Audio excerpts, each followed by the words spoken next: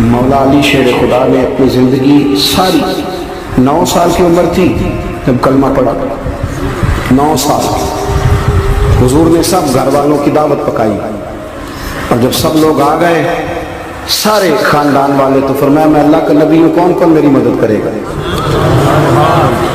آپ کو پتہ ہے نا کہ جب مشکل وقت آتا ہے نا، یہ تو تب پتہ چلتا ہے نا ساتھ کون چلتا ہے۔ امیر آدمی ہو نا جس کے پاس 10 کروڑ روپیہ ہو، اور وہ اپنے مکان کا تیسرا لینٹر ڈالنے لگے نا، تیسرا، تو سارے بڑے بڑے لوگ آ کے پوچھتے ہیں 14 سال کو ضرورت ہوئی تو بتانا، پیسے پوچھے۔ تو غریب آدمی کی چھت گر جائے تو اسے کوئی بھی نہیں پوچھتا، بلکہ جن سے تعلق ہوتا ہے وہ بھی موبائل بند کر لیتے ہیں، وہ کہتے ہیں اس میں واپس کیسے کر دیں۔ حضرت مولا علی اس زمانے میں جب شام سن گیا سب کو، حضور نے فرمایا کون کون میرے ساتھ چلے گا؟ روٹی بھی کھا لی، گھر بھی آ گئے، صادق اور امین بھی کہہ دیا، جب کا چلے گا کون کون؟ چپ کر گئے۔ تو حضرت علی کہتے ہیں جب میں نے حضور کے چہرے پر ذرا پریشانی دیکھی نا، یہ چلتے کیوں نہیں، تو آپ فرماتے ہیں کہ ابھی میں کھجور کھا رہا تھا، کرتا لمبا پہنا ہوا تھا، سب سے پیچھے بیٹھا تھا، اور حضرت علی کا قد بھی درمیانہ تھا۔ آپ فرماتے ہیں میں اٹھا اور کھجور ابھی میرے منہ میں تھی، جھٹ پٹ میں نے اسی طرح نکال کر جیب میں ڈالا، اور میں پنجوں کے بل کھڑا ہو گیا، دونوں بازو کھڑے کر کے کہا حضور یہ نہیں بولتے تو نہ بولے، انا ناصرو کا یا رسول اللہ، انا حافظو کا یا رسول اللہ۔ حضور آپ جہاں جہاں کہیں گے علی آپ کا مددگار بنے گا، دین کی مدد کرے گا، اور اگر آپ تک کوئی آئے گا تو علی آپ کی حفاظت کرے گا۔ 9 سال کی عمر میں چلے علی دین کی نوکری کے لیے، پھر بدر میں بھی پہلی صف میں، احد میں بھی پہلی صف میں، خندق میں بھی پہلی صف میں۔ ایک جنگ میں حضور نے کہا علی تو رہ جا، اس دفعہ رہ جا، تو عرض کی رو پڑے حضرت علی، دلیر آدمی تھے، رو پڑے، کہنے لگے حضور آپ مجھے بچوں اور عورتوں کے پاس چھوڑ کے جا رہے ہیں؟ حضور مجھے لے چلے، میں میدان کا زندگی ساری گزار دی، ساری زندگی گزار دی، اپنے زمانے میں آپس کا اختلاف بھی دیکھا، ساری زندگی شیر خدا نے دین کو دے دی۔ کوفے کی جامع مسجد میں 21 رمضان کو جب حضرت علی کو خنجر لگا نا، تو تاریخ میں جملہ محفوظ ہے، خنجر لگا نا جب، وہ 9 سال کی عمر میں یاری لگائی، 63 سال عمر ہو گئی، جب خنجر لگا تو کہنے لگا فزت برب الکعبہ، مجھے رب کعبہ کی قسم آج کامیاب ہو گیا ہوں، پانی پرن سویلیاں تے رنگا رنگ کڑے، اسی پریا اس دا جانیے جس دا توڑ چڑھے۔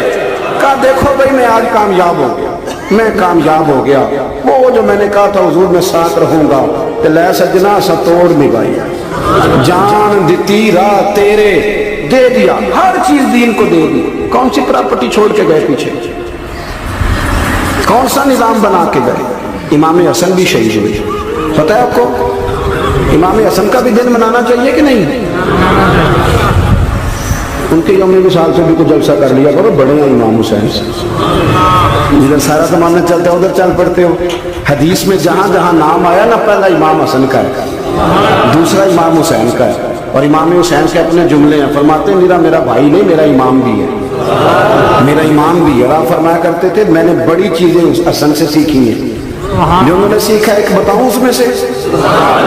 کچھ لوگ تھکے تھکے ہیں آپ میں سے، حالانکہ میں تو زیادہ سفر کر کے آیا ہوں، عرض کروں جو انہوں نے سیکھا ہے سنو۔ امام حسین خود بتاتے ہیں، فرماتے ہیں کہ اب میرے بھائی نا امام حسن اپنی ایک بیوی کو طلاق دینا چاہتے ہیں، اختلاف شدید ہو گیا، بعد طلاق تک آ گیا، مجھے پتہ چلا تو میں پہنچا، میں نے کہا بھائی جان کیا اختلاف ہے بھابھی سے؟ سنا طلاق دینے لگے، فرمایا ہاں طلاق دے دوں گا۔ چلی گئی ہے لے کے، فرمایا بتائیں غلطی کیا کیوں دے رہے؟ تو امام حسن فرمانے لگے حسین آپ نے قرآن نہیں پڑھا؟ میں نے کہا جی پڑھا ہے، بتائیں۔ کہنے لگے اللہ فرماتا ہے ہن لباس لکم وانتم لباس لہن، مرد عورتوں کا لباس ہے، عورتیں مردوں کا لباس ہے۔ فرمایا میری بیوی میں کوئی کمزوری ہوگی تو میں پردہ ڈالوں گا کہ دنیا کو بتاؤں گا؟ امام حسین کہتے میں نے اٹھ کے بھائی کا ہاتھ چوما، میں نے کہا آیت میں نے پہلے بھی پڑھی تھی، تفسیر آج سمجھ میں آئی ہے، تفسیر آج سمجھ میں آئی ہے، میرے بڑے بھائی نے سمجھائی ہے، سمجھ میں آئی۔ کہتے کچھ دنوں کے بعد امام حسن نے بیوی کو طلاق دے دی، میں پھر آیا اور میں نے کہا میرے شانوں والے بھائی آپ بھی بتا دیں کیا مسئلہ تھا؟ تو کہتے میرا ماتھا چوما میرے بڑے بھائی نے، اور کہنے لگے حسین چھوڑ، وہ غیر محرم بیوی ہے، میں کسی غیر کی باتیں تیرے ساتھ کیا کروں؟ طلاق دے دی، غیر محرم ہو گئی، اب اس کا ذکر کیا چھیڑنا؟ کہتے میں سمجھ گیا کہ میرا بھائی قرآن کی اس روح کو جانتا ہے جو حسین تک بھی پہنچ رہی ہے۔ بھائیو امام حسن رضی اللہ تعالیٰ عنہ آپ کو پتہ ہے یہ کائنات کا وہ عظیم شخص ہے، حسن ابن علی، وہ عظیم ہستی ہے جس نے تاج چھوڑ دیا، تخت چھوڑ دیا، پر نبی پاک کی امت کو جوڑ دیا۔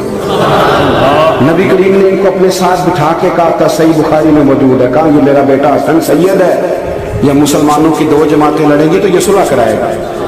حضرت امام حسن نے تخت چھوڑا، تاج چھوڑا، لیکن مسلمانوں کو آپس میں اتنی بڑی قربانی، اتنی بڑی قربانی۔ یہاں تو بھائی چھوٹا سا مسئلہ ہوتا ہے، مسجد میں اچھے بھلے امام صاحب نماز پڑھا رہے ہوتے ہیں، بچے پڑھ رہے ہوتے ہیں، اور مسجد میں تو تقریباً 15-20 چودھری تو ہر مسجد میں ہوتے ہیں، تو آڈے پینڈ تو نہیں ہیں جی؟ چلو اللہ کا شکر ہے جی، اتنے نہیں تھوڑے نے، چلو اللہ کرے وہ بھی نال ہی لگ جائے، درویشی چنگی چدرا دا کی کرنا ہے۔ تو ویسے میں نے دیکھا ہے تھوڑی سی جو کسی شہر کی بڑی مسجد ہوتی ہے اس میں 15-20 چودھری ہوتے ہیں، اور مولوی صاحب کی مجبوری ہے سب کی مان کے چلنا، دو کی نہ مانے قاری صاحب، دو کی۔ اب وہ یہ نہیں دیکھیں گے کہ دین کا نقصان ہو رہا ہے، مسجد کا مسئلہ ہے، بچوں کا مسئلہ ہے، ان کو تو ذات کا مسئلہ ہے، میری نہیں مانی جاتا چھٹی۔ تو خدا کے بندو، ہم 2 منٹ کے لیے چدراہٹ نہیں چھوڑتے، دین کا نقصان کر دیتے ہیں۔ امام حسن نے پوری حکومت چھوڑ دی، پوری حکومت۔ اتنا بڑا سخی کم آپ کو ملے گا جو سخاوت کرے اور نبی کی امت کو بچائے صلی اللہ ہو۔ یہ بات بیان نہیں ہوتی، اکثر نہیں ہوتی، شاید پورے کربلا میں آپ نے نہ سنی ہو، اللہ ماشاءاللہ۔ اس کو سمجھیں امام حسن۔ اور پھر مزے کی بات، امام حسن بھی شہید ہوئے، انہیں زہر دیا گیا، اور جب وہ شدید بیمار ہو گئے نا، زہر اثر کر گیا، تو امام حسین آئے، بڑے پریشان ہوئے، رو پڑے، کہنے لگے بھائی مجھے بتاؤ کس نے زہر دیا؟ تو امام حسن کہنے لگے حسین مجھے شک ہے ایک شخص پر، لیکن شک ہے بھائی، اگر صرف شک ہے تو میں کسی بے گناہ کو بدنام کیسے کر دوں، تمہیں کیسے نام بتا دوں؟ یہ نامعلوم پرچے کراتے نہیں ہم روز نامعلوم پرچے، جس پہ دشمنی ہے اس کا نام لکھا دو، ختم ہوگی بات۔ امام حسن کی تربیت ہے، فرمانے لگے جس پر مجھے شک ہے اس کا نام بتا دوں، تو اگر وہ نہیں تو بے گناہ کا ذکر کیسے کر دوں؟ تو امام حسین فرمانے لگے بھائی جان اگر وہی ہوا تو آپ فرمانے لگے وہی ہوا نا تو حسین پھر بھی تو چھوڑ دے، میں نے رب کے سپرد کر دی، اللہ بہترین انتقام لینے والا ہے۔ اللہ اتنا بڑا حوصلہ سیدہ کے بیٹے کا، شیر کے بیٹے کا، شیروں جیسا کلیجہ، اتنا دل دریا سمندروں ڈونگے، کون دلاں دیا جانے۔ او بھائی تھوڑا حوصلہ کر، جتن تے ہر کوئی کھیڈے، تو ہارن کھیڈ فقیرہ، اور جتن دا مل کوڈی پیندی ہارن دا مل ہیرا۔ اور کہیں بیٹھ بھی تو ہو نا، کہیں تو درگزر بھی تو کرنا کہ ہر جگہ چھا کے رہنا، ہر جگہ چھا کے رہنا۔ میرے ایک سنگی ہیں، آپ کو پتہ ہے یہ جو اسٹیج پہ بیٹھنے والے لوگ ہوتے ہیں نا، یہاں تو اچھے اچھے لوگ بیٹھے ہیں، میری طرح کے بھی لوگ، جو اسٹیج پہ بیٹھنے کا عادی ہو جاتا ہے وہ نیچے بیچارہ بیٹھ بھی نہیں سکتا، تو مسئلہ ہو جاتا ہے۔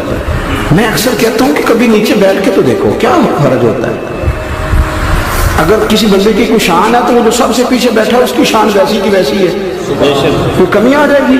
کچھ بھی نہیں۔ مجھے ذاتی طور پر دیانتداری سے کہتا ہوں، مسجد میں بیٹھا ہوں، جب میرے آنے پہ لوگ نعرے لگاتے ہیں مجھے تکلیف ہوتی ہے، میں کہتا ہوں یار نبی پاک کی نعت چل رہی تھی، اس کا ادب زیادہ ہے، اجمل قادری کا ادب زیادہ ہے، چھوڑیں آپ، جو آیا ہے وہ بیٹھ جائے گا، ختم ہوگی بات۔ اور ویسے بھی جو لوگ جلسوں کے لیے محنت کرتے ہیں نا، بشارے اشتہار لگاتے ہیں، مسجد کی صفائی کرتے ہیں، جو لنگر پکاتے ہیں، وہ تو اسٹیج پہ آتے ہی نہیں، حالانکہ زیادہ ثواب تو ان کو ملتا ہے، وہ تو پیچھے چھپے ہوتے ہیں۔ میں کئی دفعہ مجھے پتہ چل گیا نا اس کارکن نے زیادہ کام کیا اس جلسے کے لیے، تو میں اس کے کام میں کہتا ہوں میرے لیے بھی دعا کریں، اس لیے کہ تو نے محنت کی ہے، تیرا اجر اور ہے۔